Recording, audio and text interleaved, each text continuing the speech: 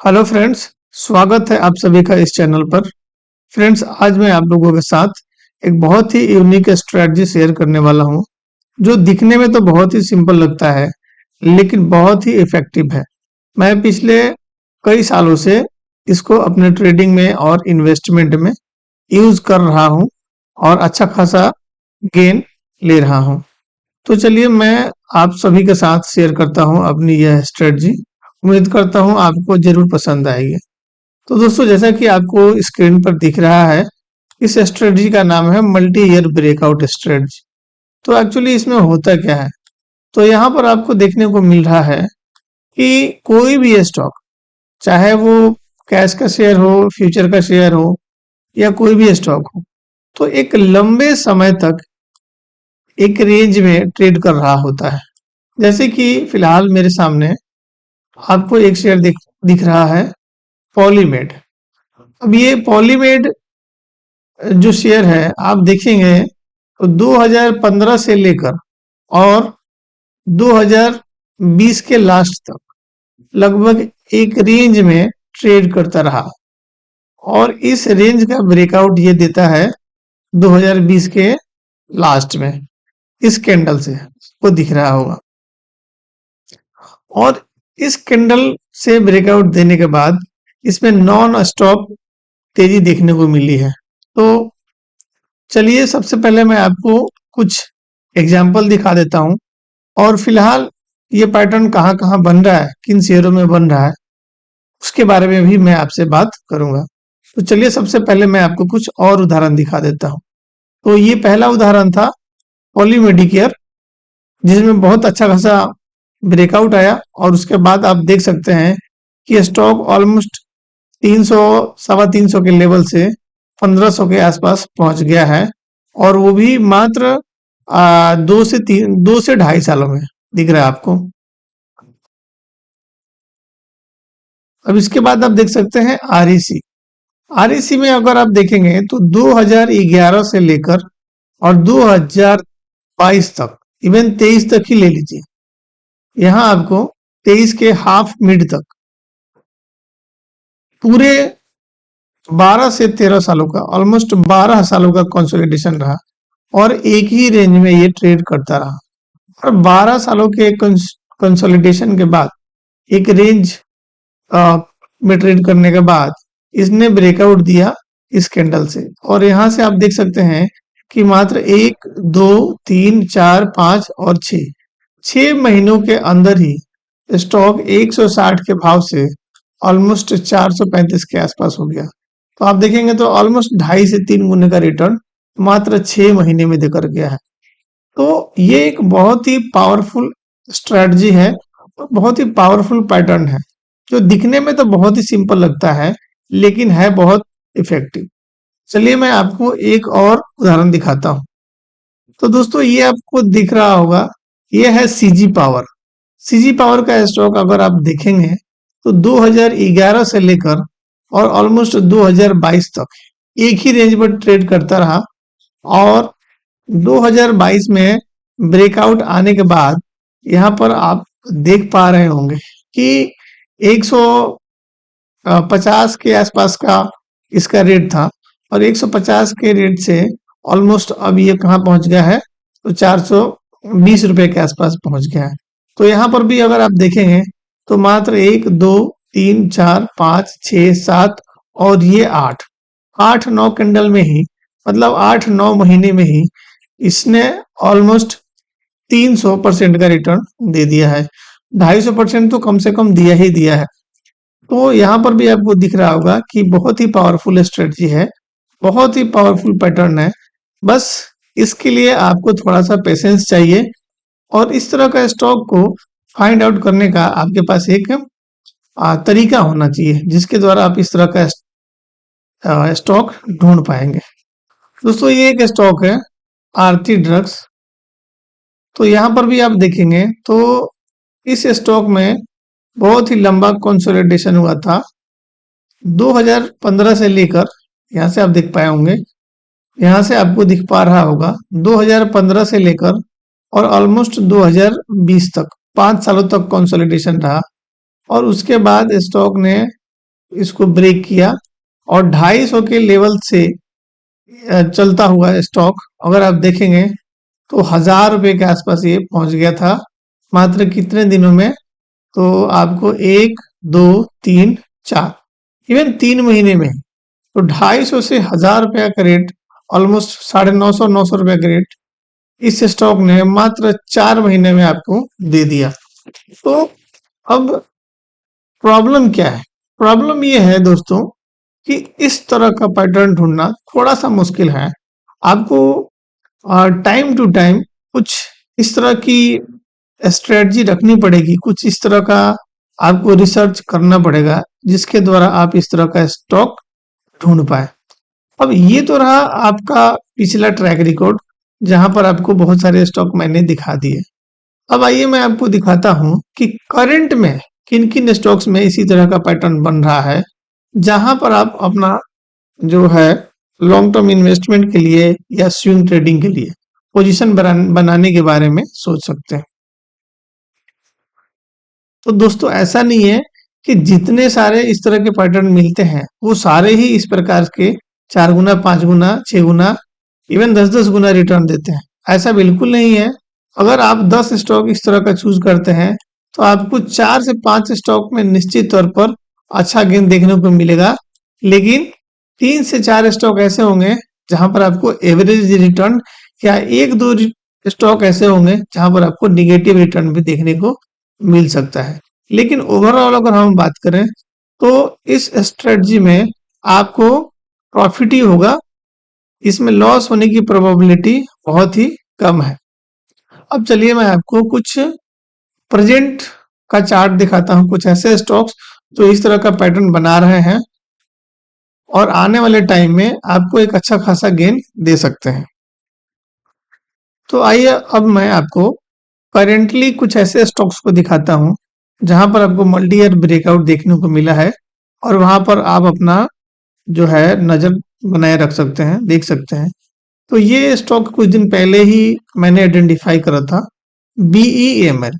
BEML में आप देखेंगे तो ऑलमोस्ट 2005 से लेकर और ये 2023 ऑलमोस्ट कितना दिन हो गया, 15, 3, 18, 19 सालों का ब्रेकआउट हुआ है। और ये जो कैंडल मैंने लगाया हुआ है वो एक कैंडल ऑलमोस्ट 3 महीने का है, तो इसलिए आपको बहुत ही कम कैंडल दिखाई दे रहा है। लेकिन ये जो चार्ट है वो 18 सालों के आसपास का है। तो 18 सालों के बाद इसने ब्रेकआउट दिया था, तो मैंने यहाँ पर इसको आइडेंटिफाई करा था बाय करने के लिए और मैंने अपने पोर्टफोलियो में इसको शामिल किया है।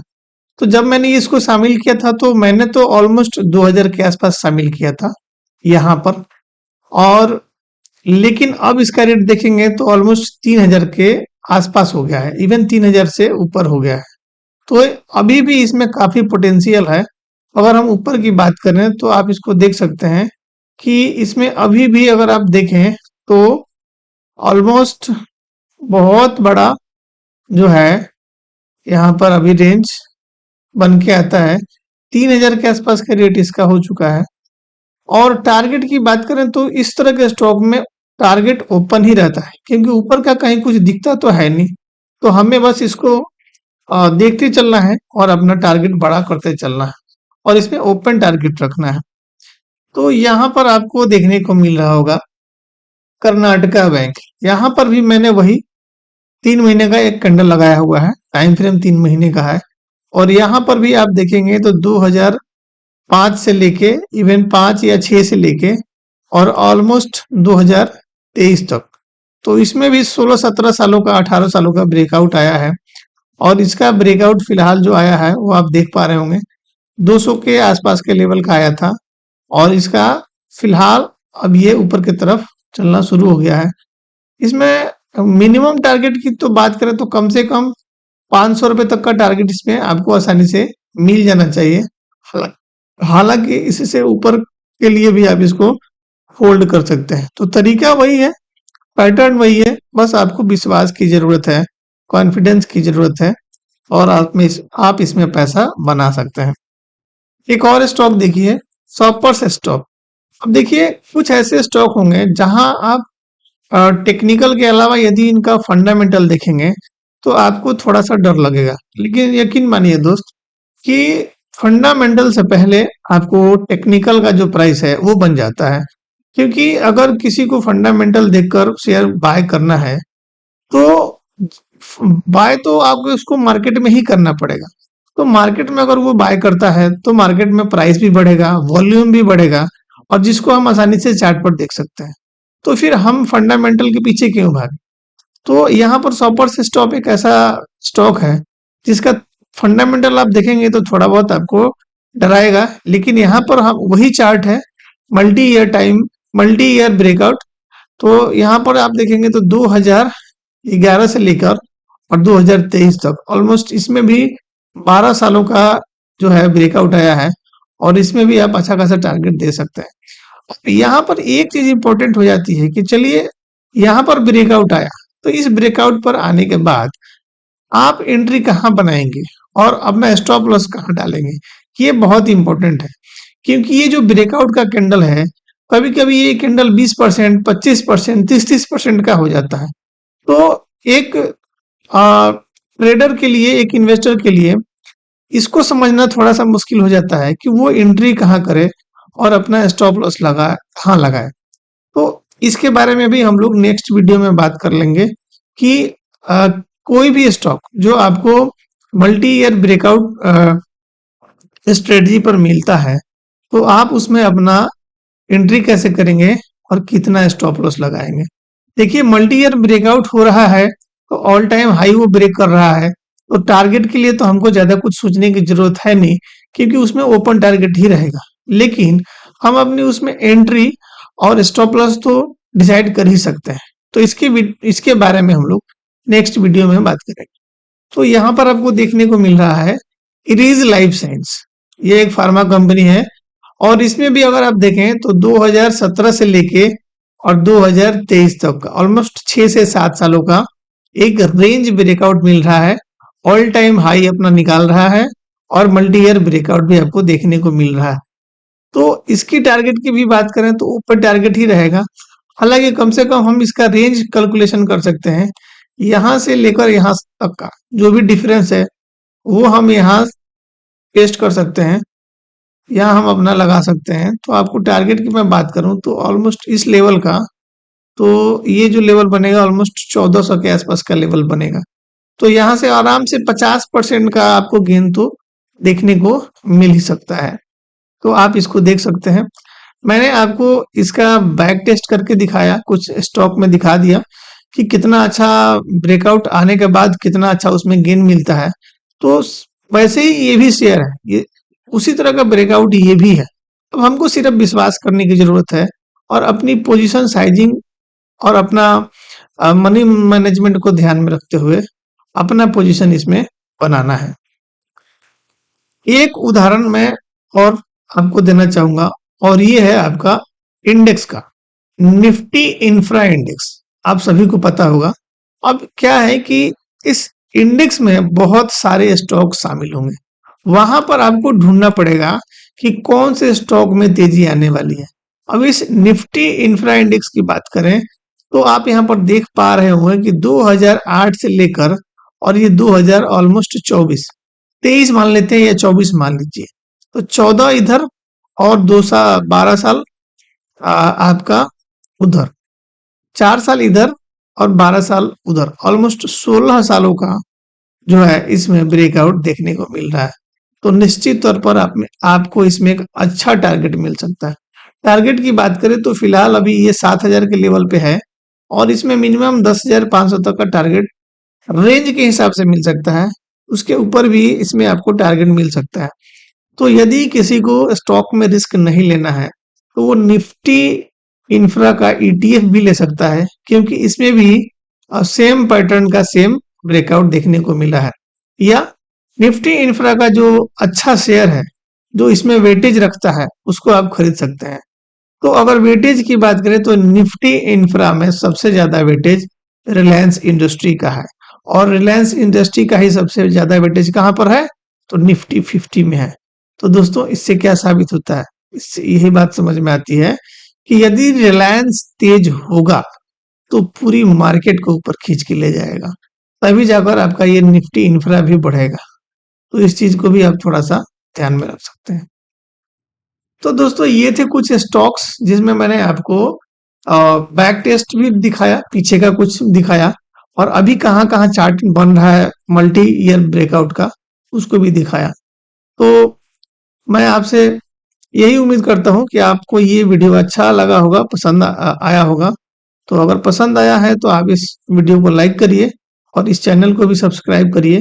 देखिए, इस चैनल पर फिलहाल मेरी यह जर्नी बिल्कुल ही नई है और अभी थोड़ी बहुत मुझे परेशानी हो रही है, लेकिन आने वाले टाइम में आपको कंटेंट भी अच्छा मिलेगा और एनालिसिस तो बहुत अच्छा मिलेगा ही मिलेगा।